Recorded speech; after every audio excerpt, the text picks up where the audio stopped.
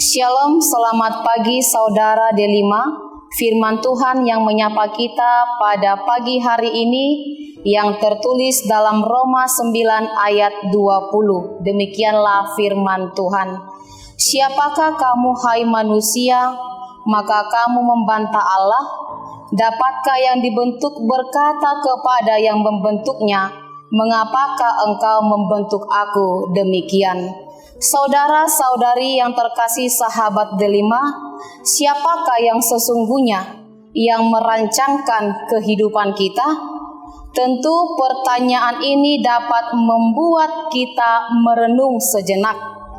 Mungkin akan banyak orang yang mengatakan, "Iya, saya sendirilah yang merancang kehidupanku." Pertanyaan ini sangat menarik.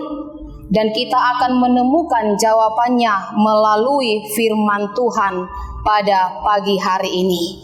Sebagai ciptaan Tuhan, manusia tidak punya hak membantah Tuhan. Apa yang dirancangkan Tuhan dalam kehidupan kita adalah sebuah yang sempurna bagi setiap kehidupan kita. Itu artinya bahwa sesungguhnya yang merancangkan kehidupan kita adalah Tuhan. Dia yang menciptakan kita.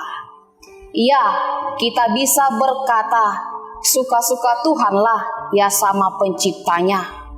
Walaupun saya berkata demikian, bukan berarti Tuhan asal-asal berbuat dalam hidup kita. Tuhan tahu rancangan apa yang Ia buat untuk kita. Ingat, dalam firman Tuhan berkata, Yeremia 29 ayat 11, sebab aku ini mengetahui rancangan-rancangan yang ada padaku mengenai kamu. Demikian firman Tuhan, yaitu rancangan damai sejahtera dan bukan rancangan kecelakaan, untuk memberikan kepadamu hari depan yang penuh harapan. Dalam firman Tuhan, Paulus mengatakan demikian, siapakah kamu hai manusia, maka kamu membantah Allah? Dapatkah yang dibentuk berkata kepada yang membentuknya, mengapakah engkau membentuk aku demikian? Apakah tukang periuk tidak mempunyai hak atas tanah liatnya untuk membuat dari gumpalan yang sama suatu benda untuk dipakai guna tujuan yang mulia dan suatu benda lainnya untuk dipakai guna tujuan yang biasa? Jadi kalau untuk menunjukkan murkanya dan menyatakan kuasanya yang telah disiapkannya untuk kebinasaan, justru untuk menyatakan kekayaan, kemuliaannya atas benda-benda belas kasihannya yang telah dipersiapkannya untuk kemuliaannya.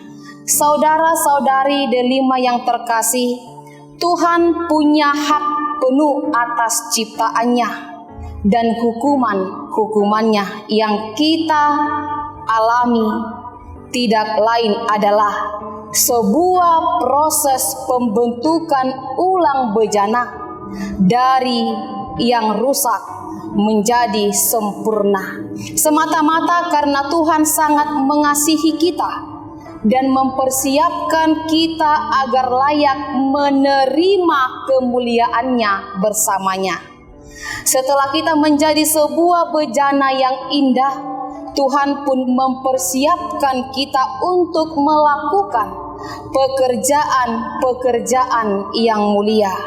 Jika seseorang menyucikan dirinya dari hal-hal yang jahat, ia akan menjadi perabot rumah untuk maksud yang mulia. Ia dikuduskan, dipandang layak untuk dipakai tuannya, dan disediakan untuk setiap pekerjaan yang mulia. Kita tidak mampu melakukan itu semua jika kita masih berupa bejana yang rusak. Saat ini mungkin kita dapat menyelami apa yang sedang Tuhan kerjakan dalam hidup kita, dan kita harus sadar itulah kelemahan kita. Kita tidak bisa membaca pikiran Tuhan, tetapi Tuhan dapat membaca pikiran kita. Maka Tuhan dapat membaca pikiran kita. Dia tahu apa yang kita pikirkan. Dia tahu apa yang kita butuhkan. Dia tahu apa yang kita perlukan. Mungkin saja kita mengalami kekecewaan, kedukaan, sakit hati, amarah, stres, depresi. Sesakit apapun proses itu, ingatlah bahwa semua itu bertujuan mendatangkan kebaikan buat kita. Tetaplah ingat bahwa Tuhan sedang melihat kita. Tuhan sedang menyertai kita. Tuhan sedang mendengar kita. Bahkan Tuhan sedang mencurahkan kasih-Nya yang sempurna bagi kita. Betapa indahnya jika kita telah dibentuk menjadi bejana yang sempurna, yang akan Dia gunakan dan tempatkan menjadi suatu yang mempunyai kegunaan, fungsi bagi kemuliaan nama Tuhan. Namun saat kita melihat diri sendiri dan merasa tidak suka secara keseluruhan atau bagian tertentu diri kita, hal tersebut seperti sebuah periuk yang berkata kepada penjunannya, "Mengapa engkau membentuk aku demikian?" Saat itu kita menolak diri sendiri. Kita sedang menolak Allah karena Dialah pencipta kita. Ketika kita tidak menerima kita sebagai diri sendiri apa adanya, kita sedang memberontak kepadanya. Seakan kita berkata, "Saya lebih tahu daripada Tuhan. Dia seharusnya membuat saya berbeda dengan hal yang ini, dengan hal yang itu." Tetapi benarkah kita lebih pandai daripada Tuhan? Tidak, bukan.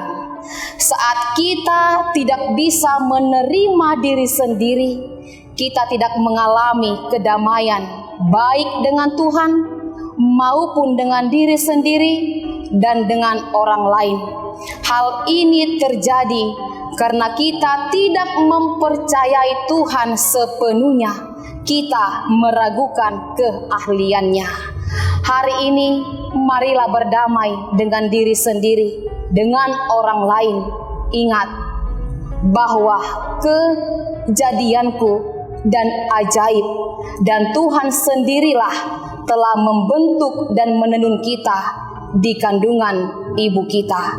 Ketahuilah dan percayailah, seperti apapun diri kita, Tuhan memiliki maksud yang terbaik dan indah bagi kita. Kita adalah mahakarya Tuhan.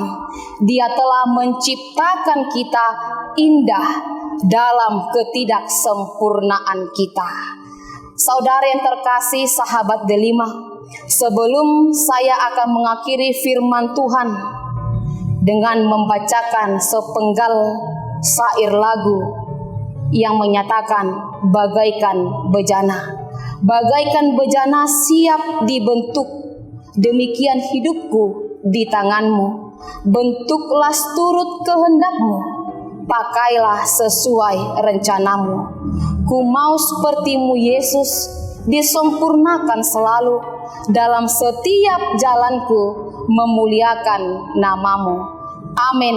Tuhan Yesus memberkati. Shalom.